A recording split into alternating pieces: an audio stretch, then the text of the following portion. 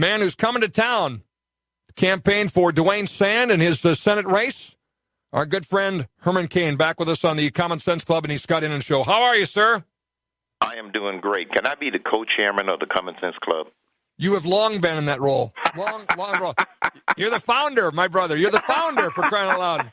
Good to talk to you, Scott. Oh, it's good to talk to you as well. It's I'm excited you're coming. I'm looking forward to the Solution Revolution bus is even coming with you, I understand. Yes, sir. We're going to have our Solutions Revolution bus.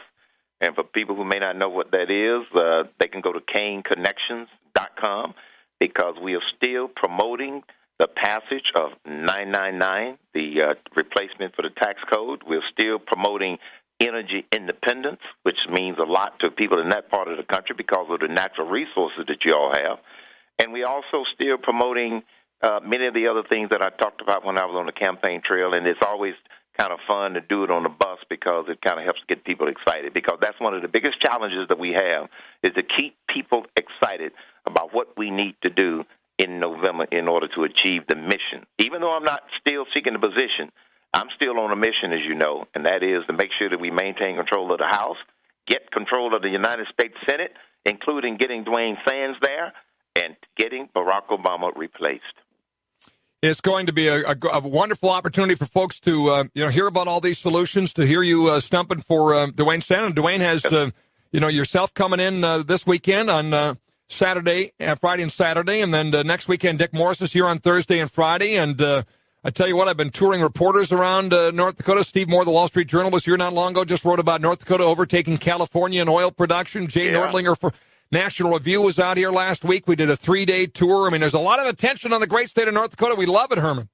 You should, because you've got all those natural resources, and you've got a governor, and you've got a state government that has the common sense to take advantage of those resources. So I think that is fantastic. That should be pretty exciting for the state. I've been there. I was there several months ago when I came up for a function, and I'm looking forward to coming back because I've always had a great time and a great welcoming hospitality on the part of the people of North Dakota. In fact, you were here very early on in your presidential run, and that was a lot of fun. We did an event at the Rwanda Plaza Suites. I remember I got the honor of emceeing that, and you gave a great speech. So we get to hear from you again and again. There's no excuse because there's 3 possible spots you can connect up with the Solution Revolution and the Hermanator. Friday at the Radisson Hotel, 12:15 lunch, $24.99. Friday at the Bismarck Municipal Country Club, 6:30 dinner, $39.99, and then Saturday Bismarck Ramcote Hotel. And of course, you're here to stump for Duane Sand and talk about solutions. Talk a little bit about Duane. Now you've known Duane over the years and obviously support his candidacy. He's in a primary battle. He's in a primary battle largely because he sees what he calls, I guess, a go along, get along Republican in Congress. Is it time to break some China as far as the Republican Party is concerned? Absolutely. One of the things that I love about Duane is that he is not status quo minded. That's the biggest problem we have in Washington, D.C., and we see it everywhere. Duane was also one of the first U.S. Senate candidates to adopt the 999 plan, and we now have nearly 35 people running for Congress, some of them incumbents, some of them not incumbents, but they've adopted the plan because they see the common sense nature of it. And so I know where Duane's heart is.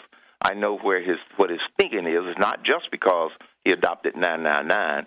He wants to shake things up, and that's the type of person that I want to be able to support.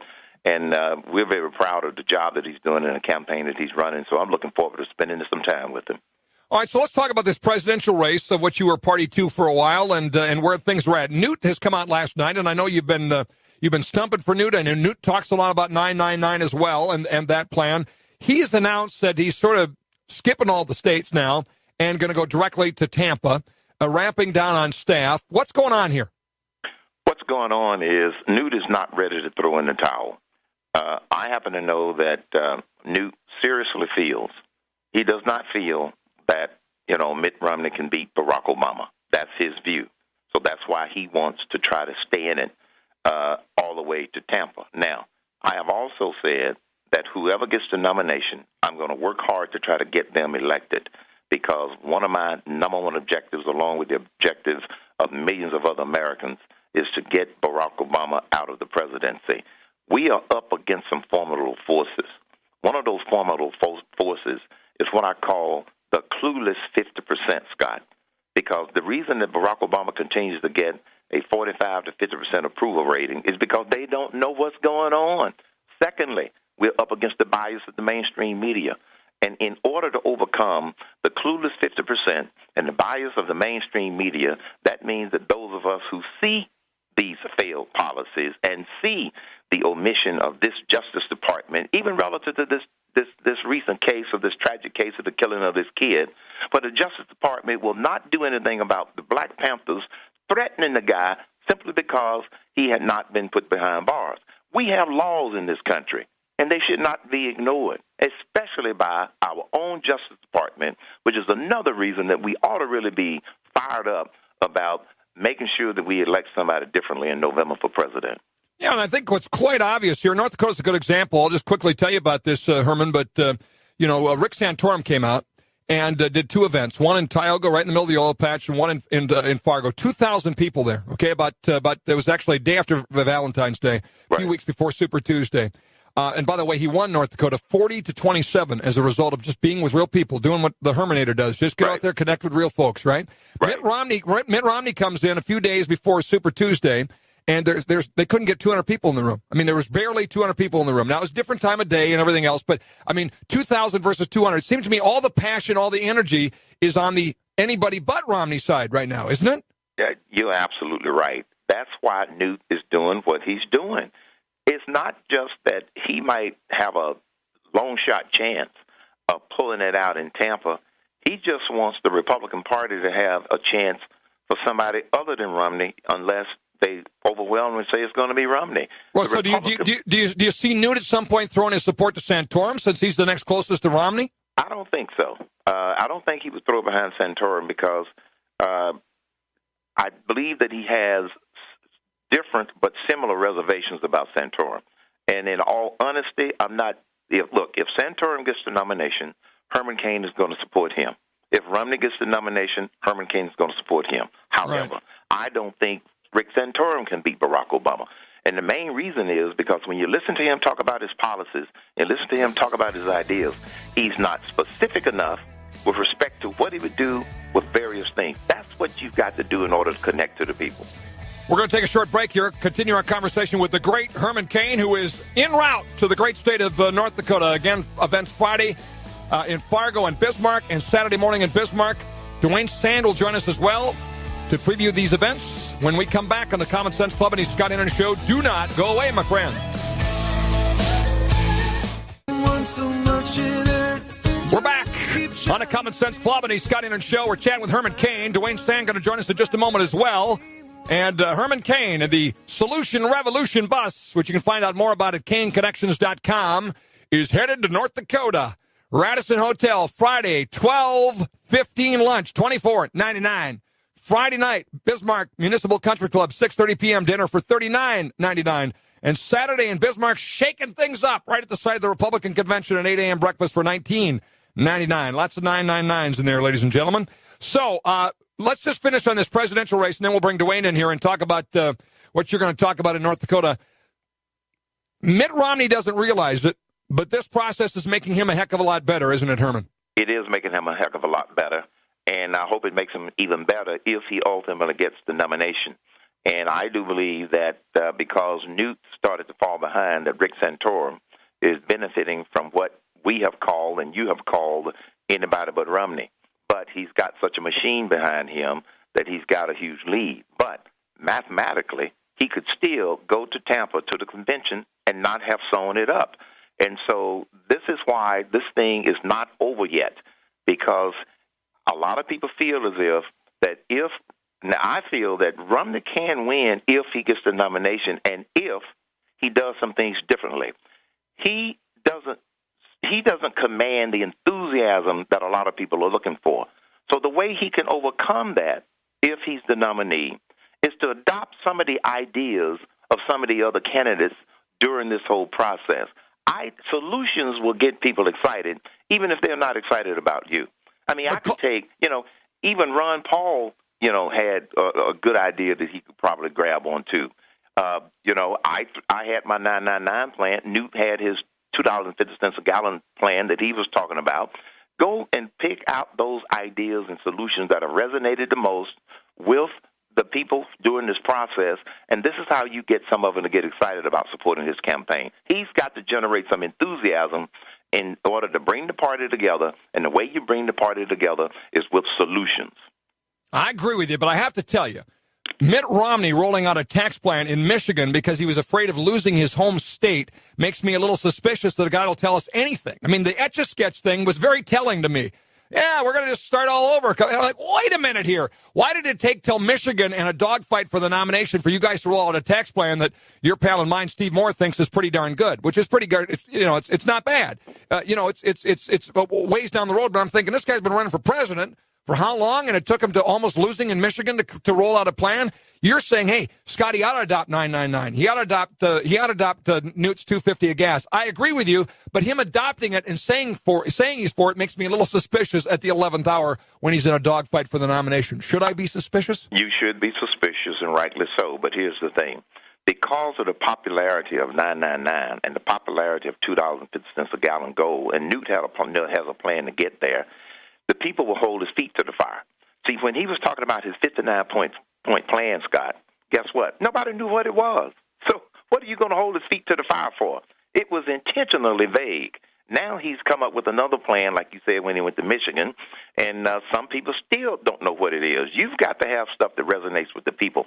One of the strong points about 999 is that it is simple and visible. And when something is simple and visible yet powerful, the people will hold their feet to the fire. All right. Well, the only way I'm going to trust it is if you're on the ticket. So then I'll know you hold the feet to the fire, for crying out loud. Hey, Duane Sand's joining us now, too. And, of course, Duane's the reason you're coming to North Dakota. So, Duane, thank you for getting this solution revolution and our friend the Hermanator to North Dakota, my friend.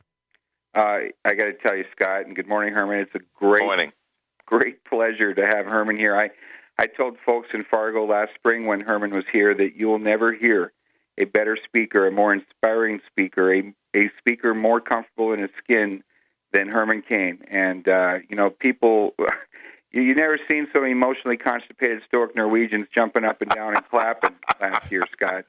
I was there. They were. It's fantastic, and it's going to be great to have him here again.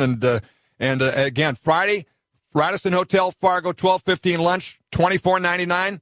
Help the Sand campaign. See a great speaker in Herman Cain. Get fired up for defeating the socialist Barack Obama. Friday night, Bismarck Municipal Country Club, 6:30 dinner, $39.99. Saturday, Bismarck Ramcota Hotel, 8 o'clock breakfast for $19.99.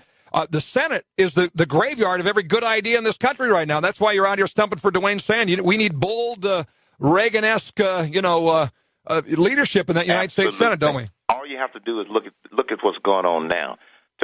To Representative Paul Ryan's credit, they have put together a budget and put forth a budget that gets us on a path to reducing the deficit down the road, even though it takes a long time. It didn't go far enough, but at least it gets us on the path. The Democrats don't have us on a path. They don't have a budget. And Harry Reid and Barack Obama both are so arrogant to say, we don't need a budget. That is an insult to the American people, and it also goes against the principles of the Constitution of the United States of America. This is one reason I'm excited about Duane Sand's candidacy. I'm excited to back him because he not only gets it and is willing to go against the establishment, which is what we need to do all over this country, but he was the first candidate running for the United States Senate to adopt the 999 plan. He gets it, and millions of other people get it, and that's how you get people excited. We have a monumental challenge ahead of us in November, and we've got to try to get people excited about what we need to do around solutions instead of just same old politics as usual. Well, I can't wait to see you on Friday. We're going to chat again on Friday when you're on the ground here, and I want to ask you a little bit about this Trayvon Martin case because I think what the president's done is just unforgivable and adding fuel to that fire, but I don't want to take any more of your time today. We'll see you Friday. God bless you, Herman. Travel safely, and looking forward to some great events in Fargo and Bismarck. Great. Scott and Duane, look forward to seeing you guys and look forward to talking with the people of North Dakota. CainConnections.com if you want to find out more about all the solutions. Guy's all about ideas and solutions, isn't he, Duane? And I didn't know that you were the first Senate candidate to endorse 999, so good for you. Well, it's not hard to sell people on a good idea. It really is a good idea. The best thing, there's so many good things, but in my opinion, one of the best things that the 999 plan does is it taxes capital and labor equally, and when you boil that down, what that means is we're going to regain America's superiority in trade around the world. Right now, we import 5 times more than we export, and this changing the tax law so that we don't penalize investors and entrepreneurs, and not let them be competitive with other countries is the first thing we should do. One of the first things I think we ought to do to make America strong again in the international trading field. And it's so important, creating jobs and spurring the economy. This is the way to do it. You yesterday were on to announce the Q&A we played that you've now put up on your website as well, putting you through your paces on a lot of the questions folks are asking. Give me your reaction you're getting from folks. We have less than a minute, but I want to just quickly get your take on what folks are saying about your decision to bypass the convention. We've gotten a very favorable. Maybe it's just that there's a lot of North Dakota nice people around, but we've been a very favorable response. Mostly comments like how bold and courageous it is. We've got to rock the boat. We've got to stand up to the establishment when they're wrong. That's what we're doing, and so especially the fact that we're going to give people an opportunity to vote in June. That's what they appreciate us helping them to do and have a say in this race. So I think we're on the right track, and I'm very grateful to those people for those comments. We'll see you Friday. I'm honored to be the MC for that event. Herman Cain in North Dakota. Don't forget Dick Morris next Thursday and Friday. So lots of time with some folks you watch on Fox News and are part of the solution revolution out there. Thanks, Duane.